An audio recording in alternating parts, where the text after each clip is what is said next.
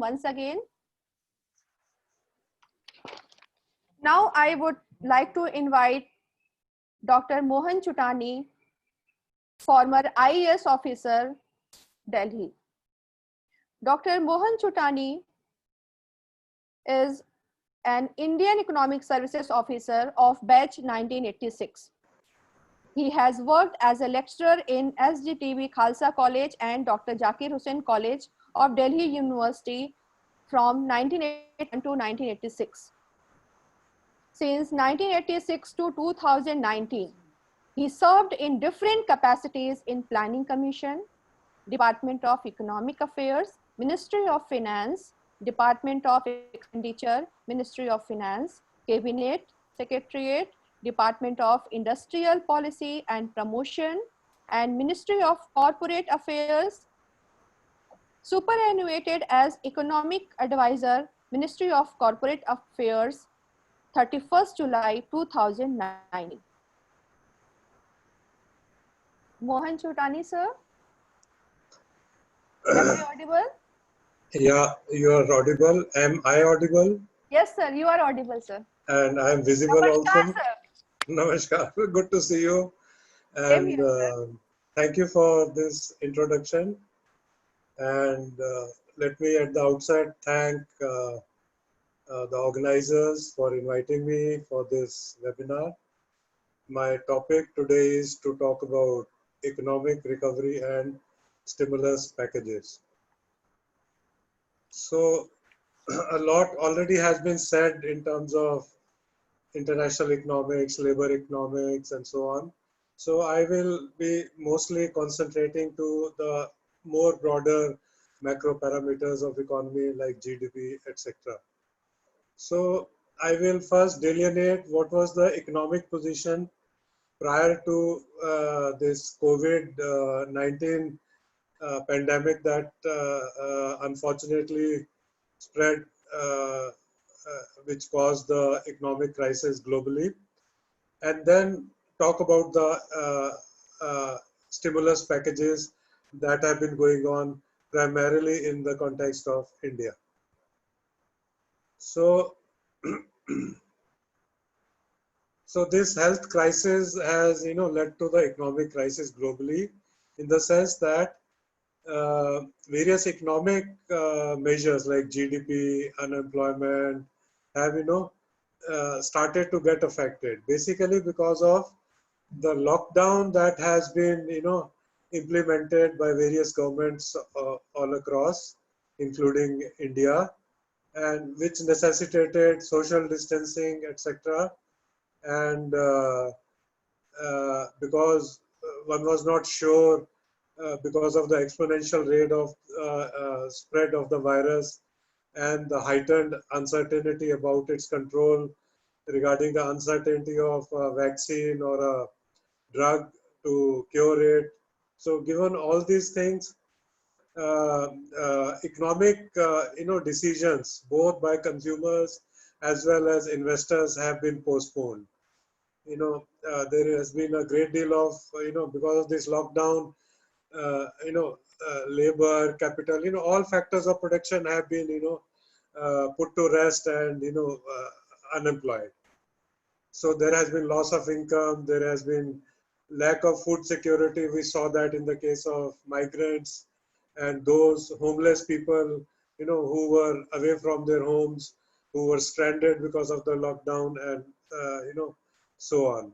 So this postponement of economic activity in terms of these things has led to primarily both lack of demand as well as, lack of supply. But supply of, especially of essentials, has continued because there were already, stocks that were there prior to, the sudden emergence of the COVID pandemic.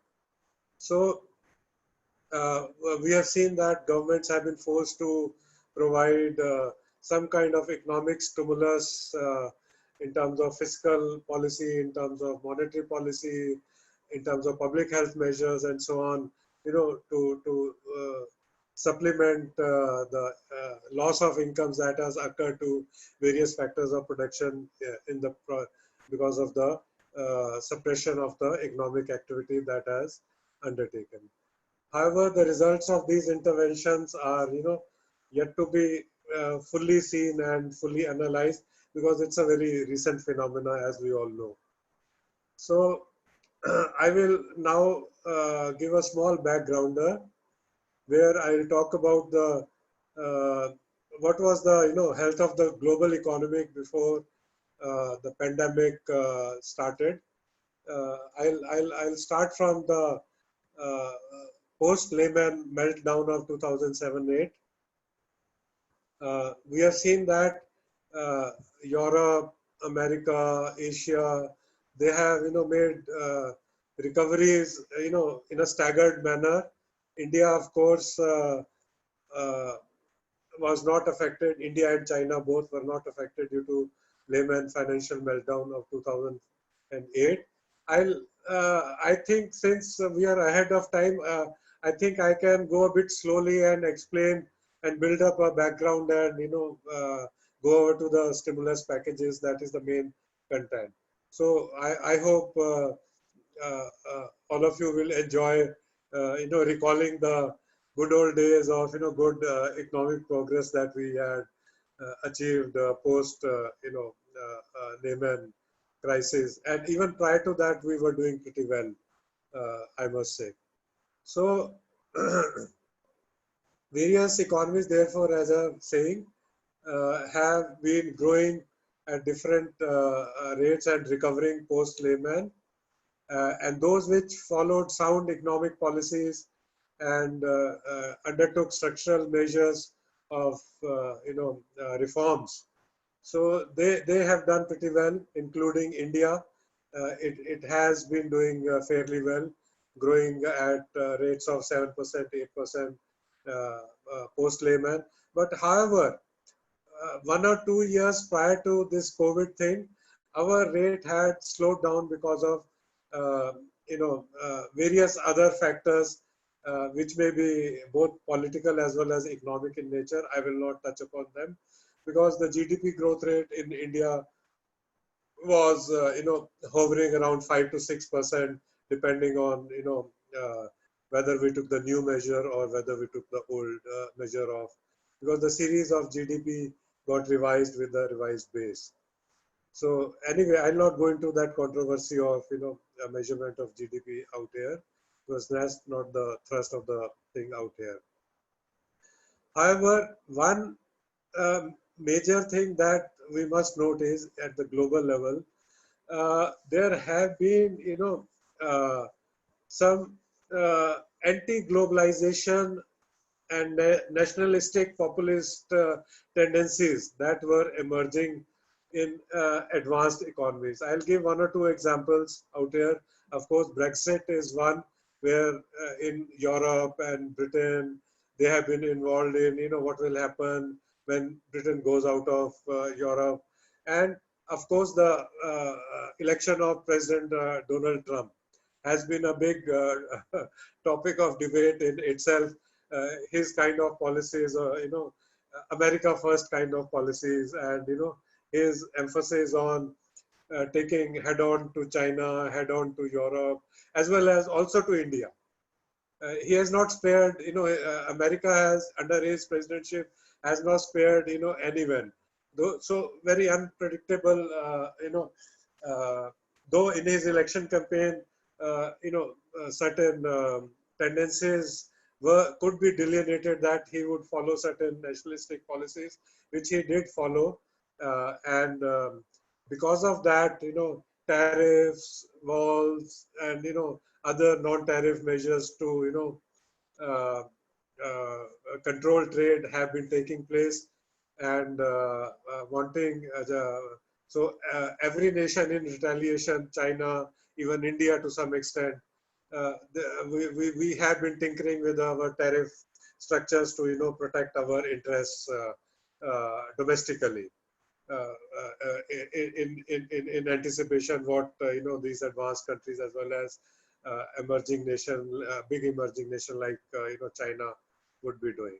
So it was not very certain prior to this COVID thing that happened whether these nationalistic tendencies would have, moved ahead in the same vein or in the same strength as they were going ahead in the 1 or 2 or 3 years prior to December 19 or January 20. So let me specifically now come down to our Indian economic situation prior to this COVID pandemic. That means around this December, January, or February, because our cases started emerging in January and February, and not in December. Though it had started in the early to mid December in Wuhan in China, from where it emerged, and that is why President Trump has been calling it a Chinese virus or a Wuhan virus or things like that. So those are not the issues that we will go in deeper thing here. So prior to this COVID thing that was happening, India had emerged as one of the earlier as one of the fastest growing major economies, and lately as the fastest growing major economy, even overtaking China uh, uh, uh, uh, uh, in 16, 17, and to some extent in 18. Only in 19, when our growth rate slowed down a bit, maybe China was slightly again higher than us, but still 5 to 6% was still in these international, where internationally nationalistic tendencies were gaining strength. So we were doing fairly good. We were still one of the fastest growing economies. And in 19, in fact, India overtook UK and France to become the fifth largest economy. And in the next 10, 15 years, we were supposed to, become the world's third largest economy behind China and USA. Had these trends of GDP growth continued, because these were based on our strengths in democracy and partnerships that we have been that other countries want when they send their capital or their set up their companies, they want a free democratic setup and have transparent partnership instead of uh, my earlier speakers have touched upon some of the things like contracts, some of the things like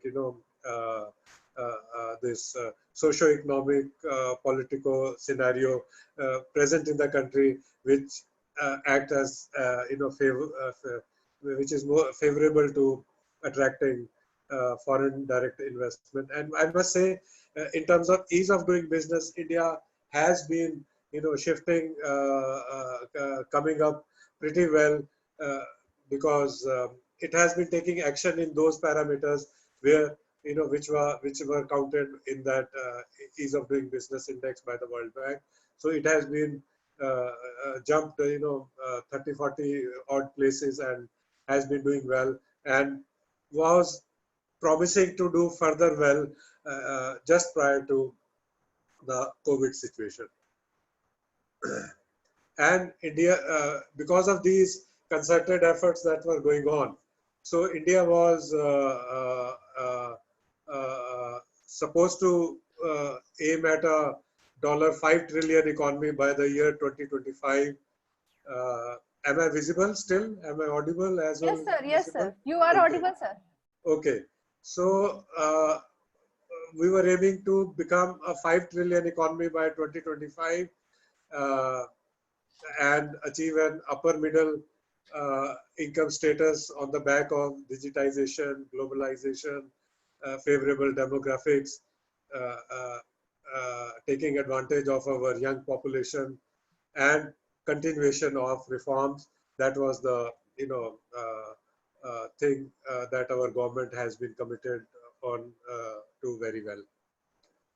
So briefly, this was the situation that we were doing very well. in the nationalistic scenario that was emerging globally, anti-global tendencies that were, emerging. However, uh, uh, COVID emergence of this health crisis has impacted the global economy as well as our economy pretty badly in terms of, economy is not doing well. So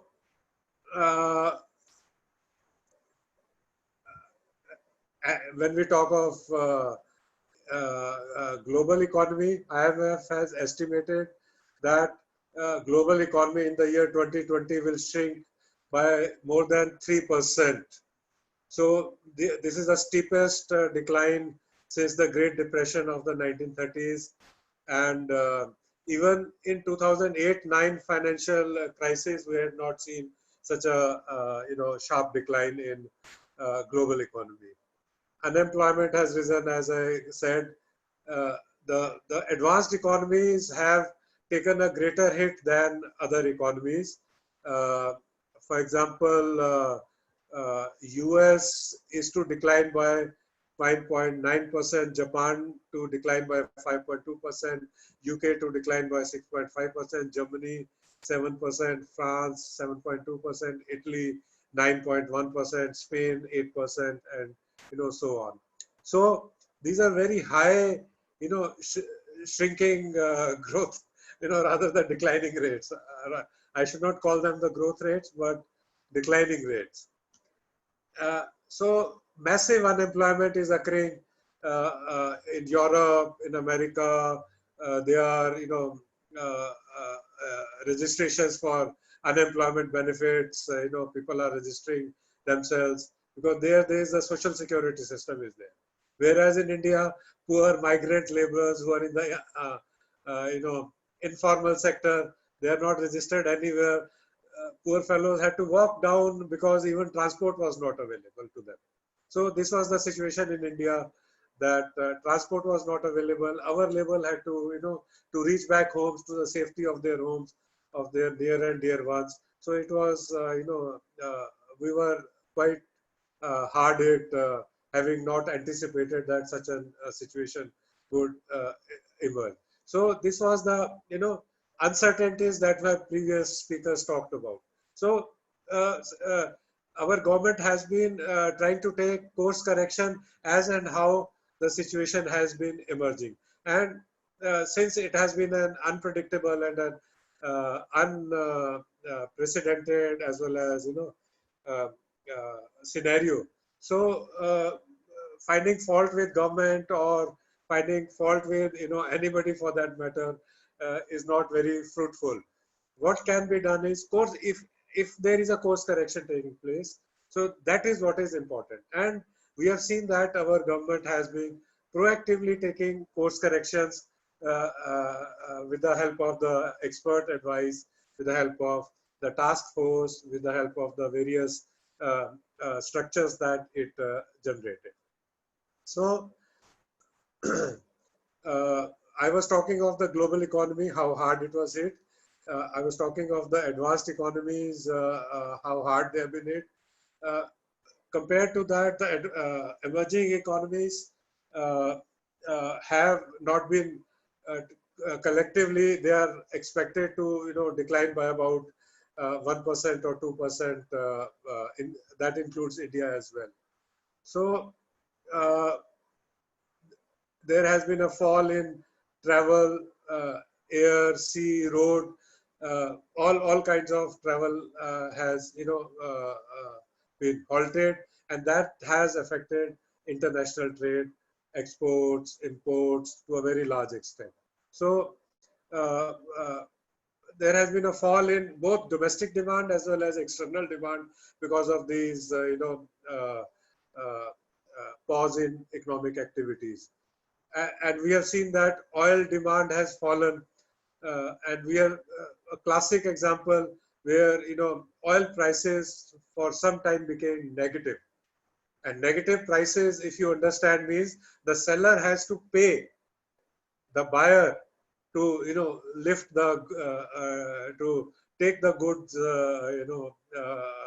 buy the goods from it. Rather than receiving a positive price, it has to pay a positive price to the buyer, because storage became a problem, because production cannot be stopped because of the technical reasons. So they had to let go of this thing. So negative prices of oil have been prevailing, and for some time, and even now I think very low prices of oil are there. So in macro parameters, there has been a lot of disruption and of the global economy. Same is true for India as well. The GDP, we have recently got estimates from CSO for the year 1920. It has declined by 4.2%. That means the last quarter, which was this pandemic period from January to March, January, February, March. So our growth rate was quite low. It was 3.1% as compared to 4.1% in the previous quarter, that is September or October to December. So whereas we were estimated to overall grow by 5% in our revised estimates, we have grown by 4.2%, because now the hit will be taken by the current financial year, that is the year 1920-21. There are estimates that India is likely to grow again negatively. Even RBI to a great extent has admitted and understood that conditions are not good for a positive growth during the current year because of disruption in the economic activity. CMI estimated unemployment rates rose. For April, it estimated 26%. For May, I think whether the estimates have come or not, it will be even higher than that. Though I will talk about that now, the situation of lockdown easing has come. The government has taken taken the decision to ease the lockdown. That means restart the economic activity gradually. However, there would be problems we are facing. I'll be touching upon them as well. Coming back to the disruptions that took place, our stock markets declined. There was loss of wealth by the those who were holding stocks in the stock market. There were travel restrictions. Tourism was affected. Agriculture and related sectors like tree estates, etc., affected. Though luckily our harvesting operations during April and May did not suffer. Because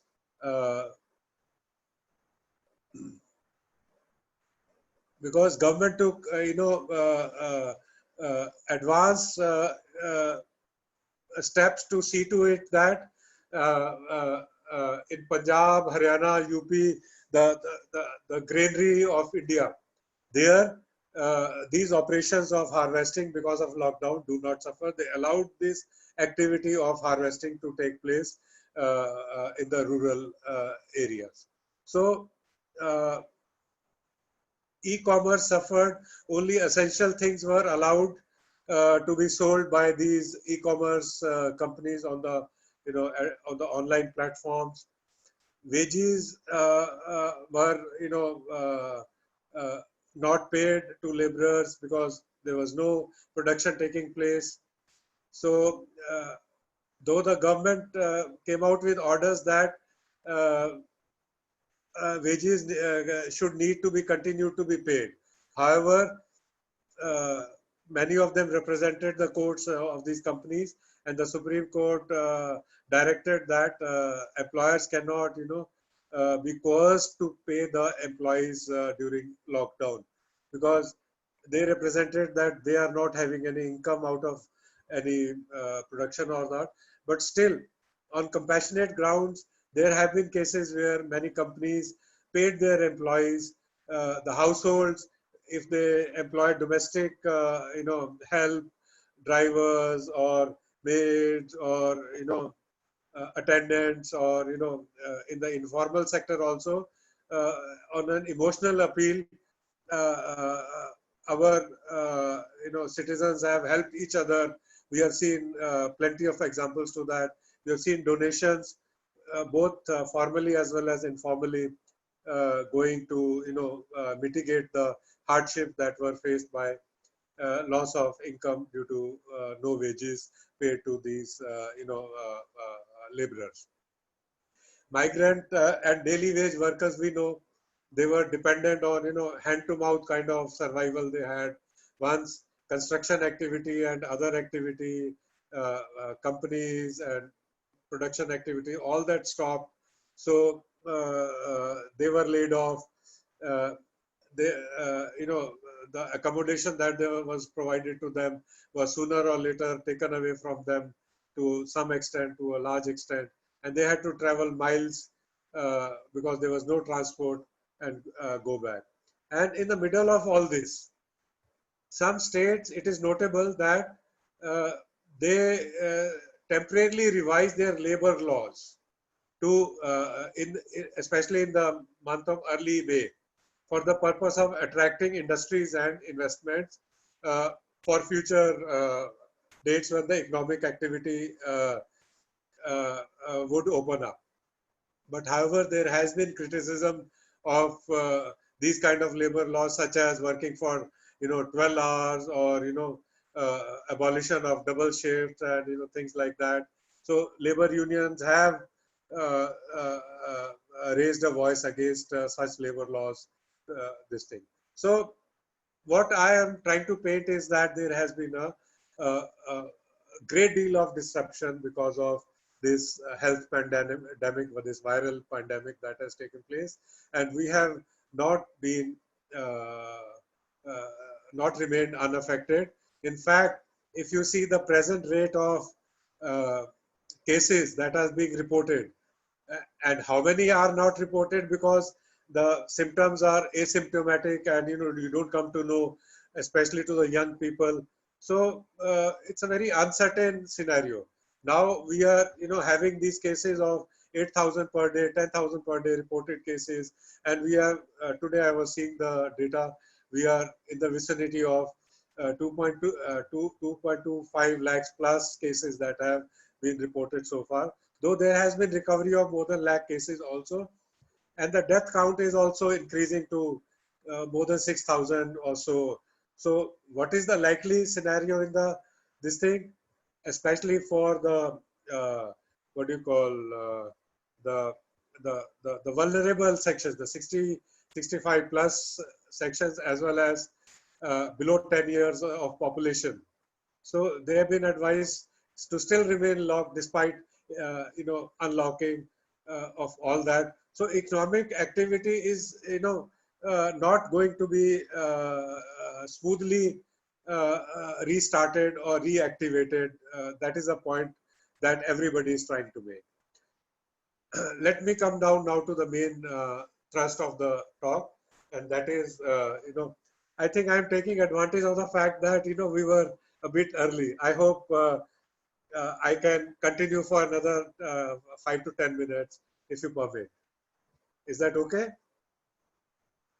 Okay. Yes, sir. Okay. Okay. Thank you. So,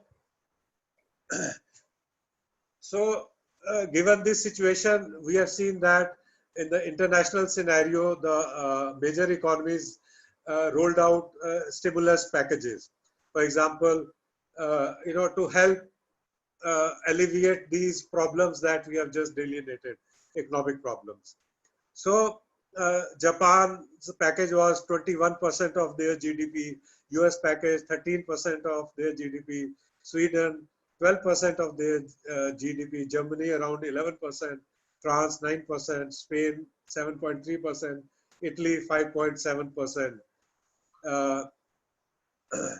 So even in India, there has been demand that, you know, industry, labor, uh, small industry, so everybody has been affected.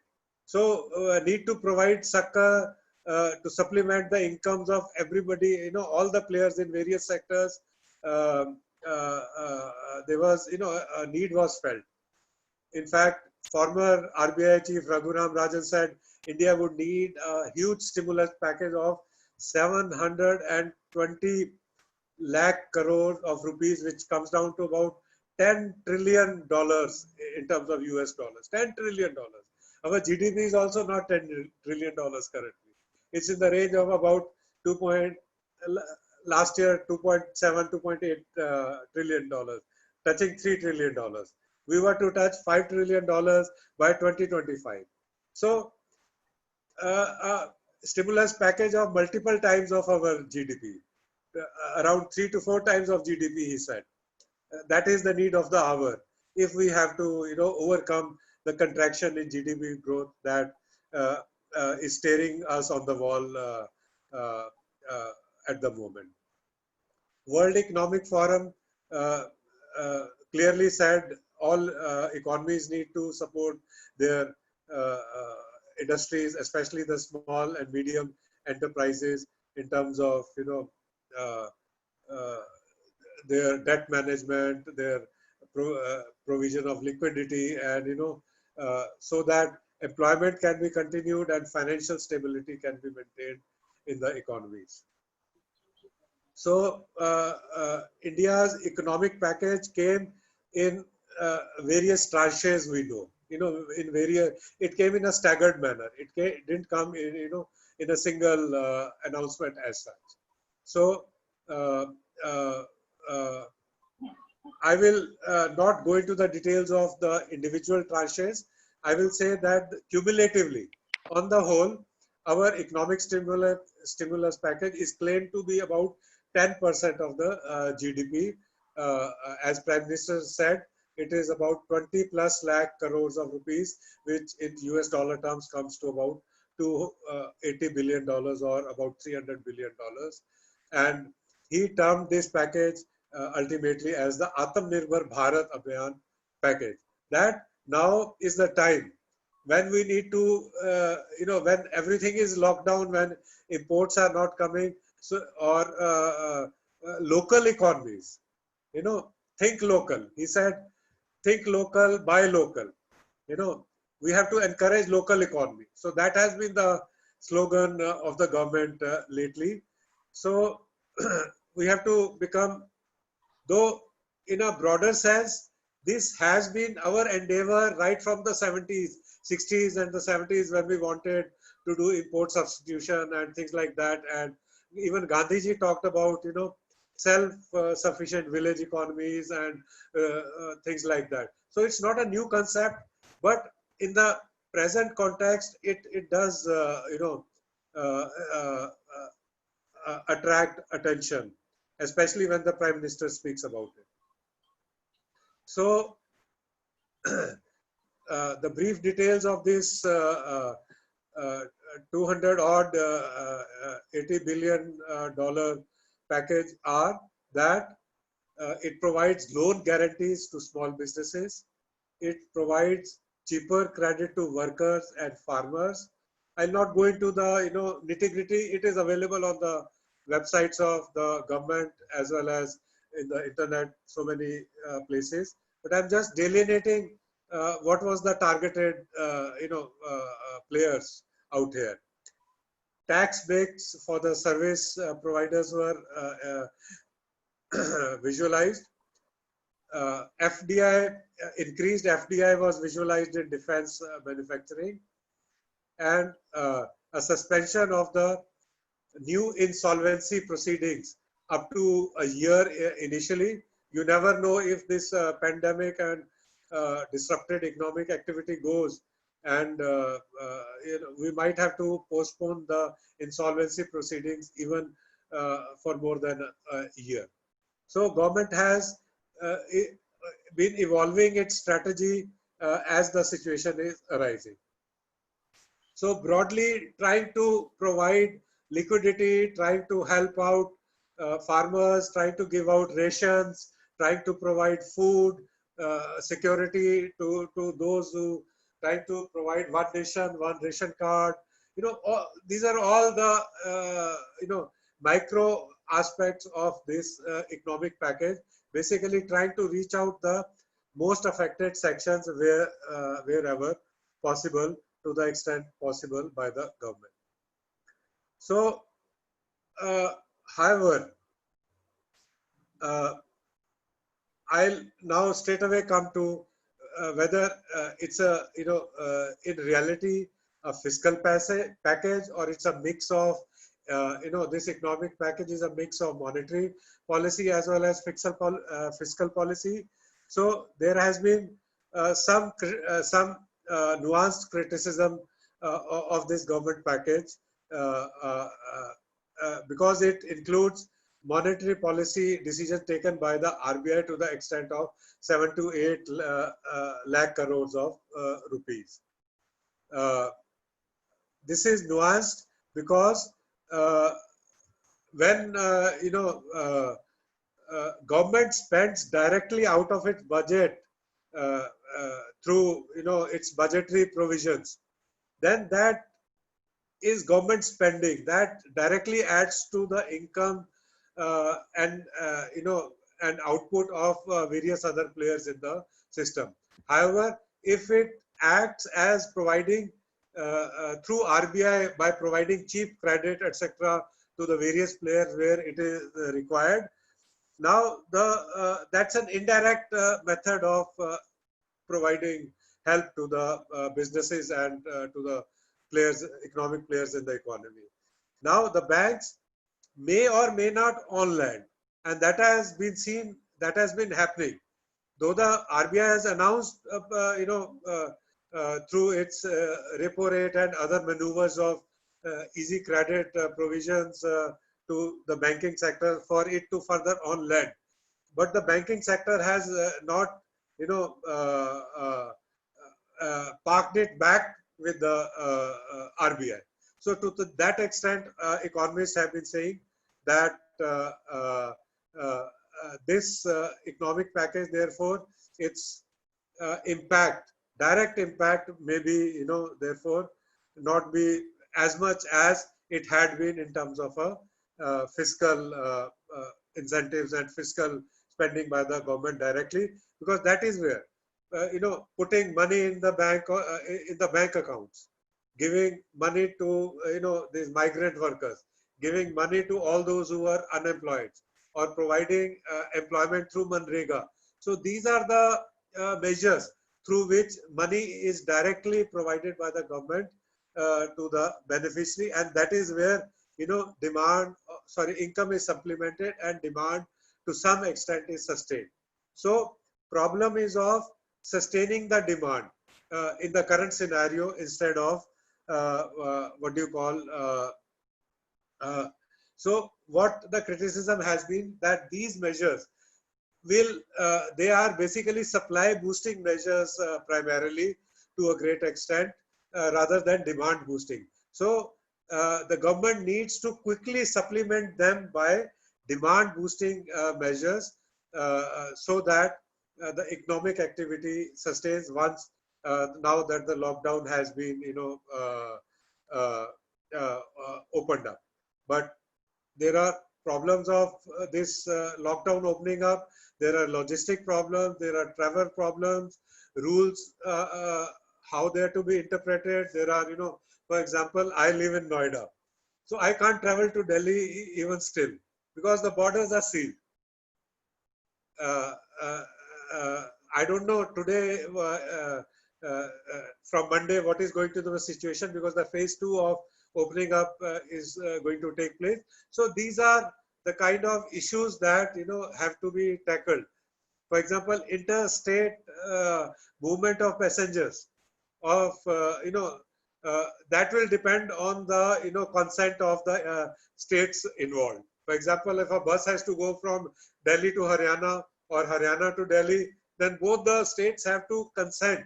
So this restricts, but of course, these are the things that have to be taken into account, because social distancing has to be maintained, strict, guidelines have to be followed, because the pandemic is, there are no signs of its coming down so far. The curve has not been flattened.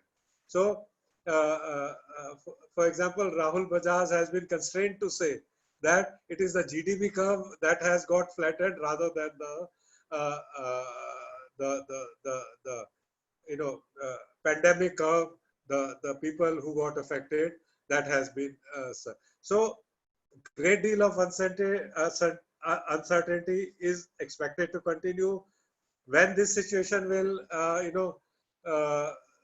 be alleviated, more economic packages would be needed. uh, uh, uh, International coordination of efforts would be required. So these are all issues evolving at this stage. So nothing concrete can be said. So we have to be prepared as householders or as economic individuals in the economic system to see whether. But we must, make efforts so that, while we control the pandemic, while we control the deaths due to this, we also see to it that economic activity is now boosted, because it has suffered quite a bit. And that is what is the effort of the government. That is what is the expectation of the government also in the current unlocking of the economic system that has taken place. I think I'll now stop here, and thank you very much for very patiently listening to me.